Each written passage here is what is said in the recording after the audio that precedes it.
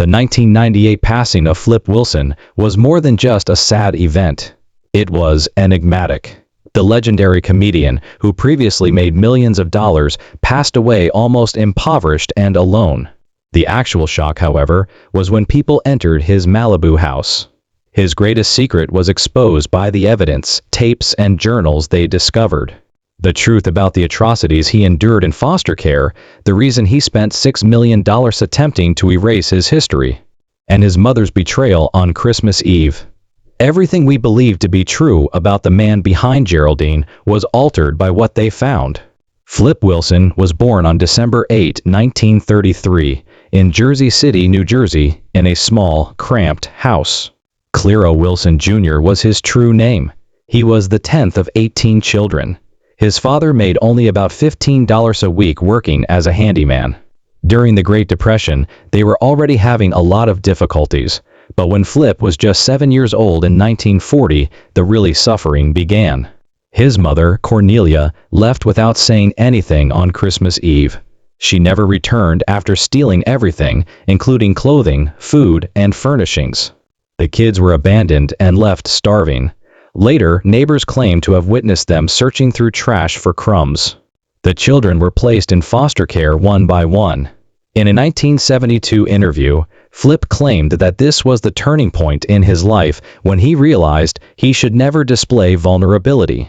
He turned his quips into armor.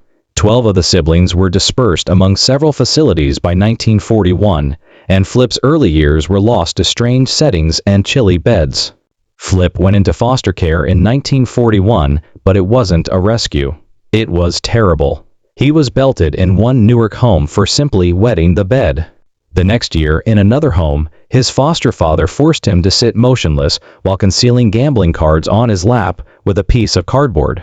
He was headbutted if he moved. For weeks, his bruises persisted.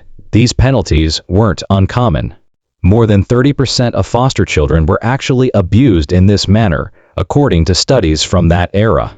In 1942, Flip escaped 3 times. He once spent 2 days hiding inside a sewer pipe. He had already resided in 8 different houses by the time he was 12. There was a new type of fear in each. Flip was 10 years old in 1943 when he discovered something that completely upended his universe. His biological father turned out to be a man named Leroy Tiller, a part-time vaudeville performer and family friend.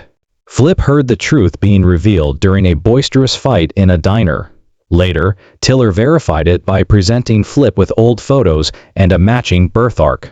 And Tiller was the one person in Flip's shattered world who truly showed him kindness. He took Flip to the Apollo Theater in Harlem to see comedies from 1943 until 1945. They occasionally sat amid the crowd. He occasionally sneaked Flip backstage. In 1944, he even gifted Flip a $5 sharmonica. Flip earned food by using it to perform music on the street. However, Tiller passed away in poverty in 1946 and was never seen again in Flip's life. Nevertheless, something had been ingrained in Flip by those moments, a lifelong passion for comedy. Flip bounced around between relatives for years after his mother disappeared in 1940. These were no ordinary houses. He occasionally slept in coal bins or even tool sheds. He once spent a winter in a cellar in Newark where rats were scuttling all around him. He was given only watery soup and rotten bread.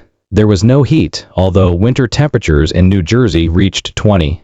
He coughed for years as the black, chilly dust filled his lungs. In 1998, medical professionals connected those identical coughs to his lung issues. By 1943, he had resided in 5 of these locations. He didn't merely observe poverty. He was home to it. Flip hoarded everything because he was afraid it would all be taken away again, even when he grew wealthy. Flip had already escaped from foster homes 7 times by 1946, when he was 13. He once hid for a week in Philadelphia and hitched a ride over 200 meters, according to records. He picked pockets, sold stolen motorcycles, and stole bread to make ends meet. In 1945, he was caught twice and fined $2 each time. After one escape in 1944, he spent 90 days in a reform institution where the abuse persisted. He found it difficult to trust others throughout these difficult years. He married later in life, but the marriages didn't last. He was always afraid of getting wounded. Flip made the audacious choice to leave his life on March 15, 1950. Although he was just 16, he falsified a birth certificate to represent that he was 18. He enlisted in the U.S. Air Force using it. Meals and $75 per month were promised by the military. For Flip, who had nothing, that was sufficient. In 1951, he tested marijuana at his first base in Texas. Although he never became addicted, he subsequently claimed that marijuana helped him relax and come up with amusing anecdotes. He was afraid of losing control, so he stayed away from the stronger narcotics. During the Korean War, the military allowed numerous young guys to get away with it. In 1950 alone, Flip was only one of more than 500. Flip was a darling among the other airmen at Travis Air Force Base in California because of his outrageous stories and humorous voice. They began referring to him as Flip at that point. He made up characters as he went along. A clumsy sergeant, a nagging grandmother, and someone who made others laugh despite the long and difficult days. These jokes were inspired by actual suffering. Flip made a joke out of the terrifying experience of being belted for food theft. The barracks tension was reduced by his quips. When Flip performed, officers observed a 30% decrease in fights. Before long, he was referred to as Flip rather than Claro. The term stayed, and a child who was still attempting to conceal his injuries was visible behind the laughs. Flip visited military installations from Guam to Japan between 1952 and 1954. He did more than 200 shows. He related tales of his upbringing, which included being kept in closets at reform institutes and having his mother forsake him. He made a joke about using backflips to avoid beatings. Humor turned into a sort of protection for him. It enabled him to overcome the wounds from his past. He once even alluded to racism among officers by making jokes about segregation. The troops adored it, but it almost resulted in his punishment. Flip knew how to make suffering seem amusing. He was unique because of it. Flip continued to encounter bigotry on a daily basis after the 1948 order passed by President Truman to end segregation in the military. He was passed over for advancement 3 times between 1951 and 1953. Though he was excluded from white-only clubs and nicer meals due to rules, reviews commended his skills. Food servings were reduced in the colored mess halls where he was forced to eat. He once brought together white and black airmen with a covert talent show. Even though it might have cost him everything, he went ahead and did it. Nevertheless, a white cop claimed credit when the occurrence received recognition. Flip never forgot that. He claimed in 1970 that those years had made him more resilient and driven to succeed. Flip was honorably discharged from the Air Force on July 10, 1954. He began pursuing his passion after receiving some funding through the GI Bill. He performed stand-up in small venues and attended acting workshops, earning $5 every night. However, life wasn't simple. In 1955, he spent 2 months living in his automobile and, at a very low time, even took LSD. But he refused to take heroin. Between 1950 and 1954, he witnessed far too many soldiers overdose. That fear stayed with him. Although the GI Bill was helpful, racism in the outside world prevented opportunities. Flip started playing in black-owned clubs all around America during the late 1950s. His tales combined genuine recollections of his traumatic past with fictional characters like Reverend Leroy. On stage, he occasionally bombed. He continued despite jeers and people leaving. His big break came on The Tonight Show in 1965 following scores of flops. However, every step there was based on grit, rejection, and hungry evenings. Flip has performed on the Chitlin Circuit, a venue that horribly mistreated black artists. He occasionally performed 37 gigs in 11 days. He might have made $50 a week. It was difficult to travel. They were not permitted to eat at ordinary eateries, and buses broke down. Sometimes there were only chitlins left to eat, which is how the circuit received its name. Flip continued to joke though. Queen Isabel gave Christopher Columbus money to locate Ray Charles, according to his story. Because he dared to say what others wouldn't, crowds laughed. Flip recorded his debut album in 1961. Flipping was the name of it. People were stunned by the things he narrated while wearing gowns and wigs. While some found it offensive, others saw something fresh. Only 10,000 copies of the record were sold, but it raised awareness. Flip didn't mind going against the grain. Although he released a second album in 1964, the first one is still regarded as a raw and unapologetic chapter in comedy history. Flip was a legend at the Apollo Theater by the middle of the 1960s. Up to 20 times a year he gave performances there. He brought everything to the stage. The beatings, the nights he spent without food, and his mother's betrayal. The crowd erupted in laughter at his depiction of Columbus, where the explorer discovers Ray Charles. The Apollo, however, was challenging. They pulled you off stage if the audience didn't like you. Flip made it through the test. A startling event occurred on live television in 1965. Red Fox abruptly paused during his Tonight Show appearance to declare Flip Wilson to be the nation's funniest comedian. Everything changed with just one comment. Flip was given the opportunity to appear on national television a few weeks later. When he made an appearance on September 30, 1965, he told a baby joke that made everyone in the nation chuckle. Back then, Flip was earning just $50 a week while playing in little venues. Everything changed after that appearance. He began receiving repeated invitations to return. By 1970, he had made more than 40 appearances and served as a guest host on The Tonight Show 5 times. Many were astonished by his clean humor because he used to make riskier, edgier jokes in clubs. But he learned how to adapt for television and win people over without sacrificing his unique personality. He made an appearance on The Ed Sullivan Show on November 14th of the same year. He told anecdotes about shaggy dogs and puns during his 7-minute performance. People at home were shocked to see the subdued commentary on racism and bigotry hidden under the clean jokes. 50 million people saw a man who, without once raising his voice, challenged the world through laughter. They were blind to the sorrow he carried. Flip was reared in various foster homes after his mother abandoned him when he was 7 years old. Later, he joined the Air Force at the age of 16, lying about his age. No one realized yet that he was utilizing comedy as an emotional survival mechanism. By 1969, NBC made him a $1 million offer. On November 27th of same year, he debuted Geraldine Jones, a new character, in his first television special. While wearing a wig, high heels, and a minute dress, she declared, "What you see is what you get." The audience was in a state of shock. The thought of a black man doing drag on primetime television was unpopular with some viewers.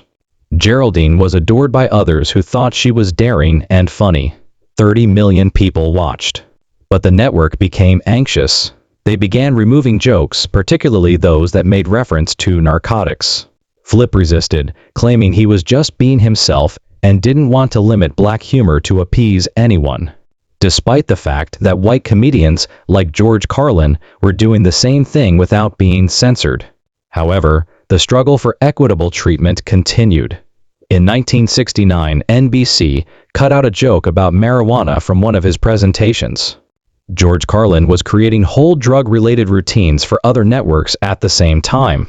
Flip remained professional despite his frustration. In an interview conducted in 1971, he stated, "I don't have to think black or not. I merely amuse." He lost deals because of his candor. He was detained at LAX airport in 1981 for possessing 2.5 g of marijuana and hash oil. A $500,000 deal with 7-Up was damaged by the arrest, but the case was dismissed because the search was unlawful. He continued to work. He appeared 12 times on Rowan and Martin's Laugh-In between 1968 and 1969. He gained a new following because to his lighthearted sketches and snappy gags, there was a 200% surge in fan correspondence. His own show was approved by NBC in 1970 because of the tremendous excitement. Most people were unaware that he was still concealing his sorrow. He was plagued by thoughts of his early years, particularly the sense of isolation and unwelcomeness. Jesse Jackson and other close acquaintances were unaware of the depth of his anguish. Then the moment arrived. The Flip Wilson Show debuted on NBC on September 17, 1970. It was the first successful primetime variety program hosted by a black comic. The crowd was enormous. More than 40 million people watched at its height. At the time, that accounted for over 25% of the U.S. population. Flip had a distinct sense of humor. He didn't do skits the old-fashioned way. He employed bold characters, live guest talks, and speeches.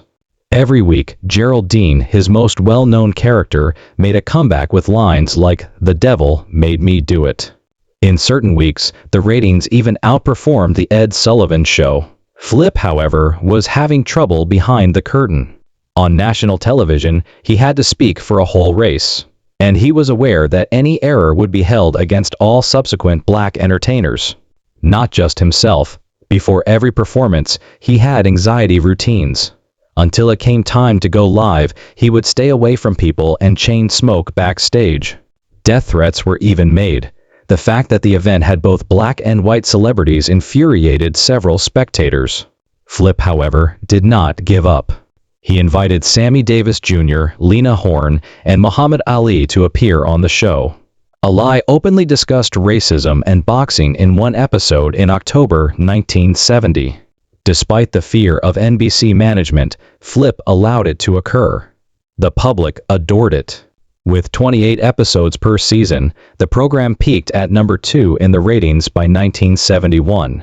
Flip Wilson received 2 Emmy Awards for Best Writing and Best Variety Series on May 9th of that year. But there was a price for the victory. The manufacturing schedule was harsh. He worked from 6 a.m. to midnight and occasionally beyond. He began using cocaine to maintain the energy. He started snorting lines in between takes in the 1970-71 season. His health scare in 1974 almost put an end to the show. Even though he was making $60,000 per episode, it wasn't enough to address his internal issues. He set up covert cameras in his dressing room out of paranoia, felt like someone was trying to harm him. His net worth increased to $2 million as a result of the Emmys, but he was unable to enjoy it. After 94 episodes, the show was canceled in June 1974. His physical and mental well-being were at their breaking point.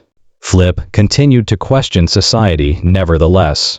During one of the episodes in November 1970, Geraldine made fun of white supremacists in a joke that attracted 38 million viewers. But there was a lot of criticism. General Foods and other sponsors withdrew, taking with them $500,000 in advertising funds.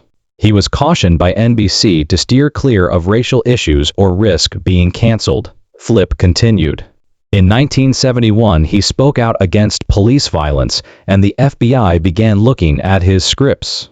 They ridiculed segregation in one of their Bill Cosby episodes, which led to more than 10 protest letters. The studio was reportedly threatened with a bomb one day in 1972. Even yet, the show's ratings came in at number 2. At $60,000 per episode, Flip was the highest-paid black TV personality by 1971. But his personal life was collapsing despite all of that achievement. His savings were depleted when he covertly paid 2 ex-wives $200,000 in alimony each year. He spent $1.2 million in a house in Beverly Hills and drove a Rolls-Royce. But beneath the glitz, he was taking out loans from pals. The monthly cost of his cocaine habit had increased to $10,000. In 1974, the IRS knocked on his door and said he owed $500,000 in delinquent taxes. In 1975, he acknowledged that he was on the verge of going bankrupt, despite hosting 24 programs that year. Geraldine became well known across the country. Flip won a Grammy for her well-known statement, "The devil made me do it," in 1971. Geraldine's talking doll brought in $5 million after selling 500,000 pieces.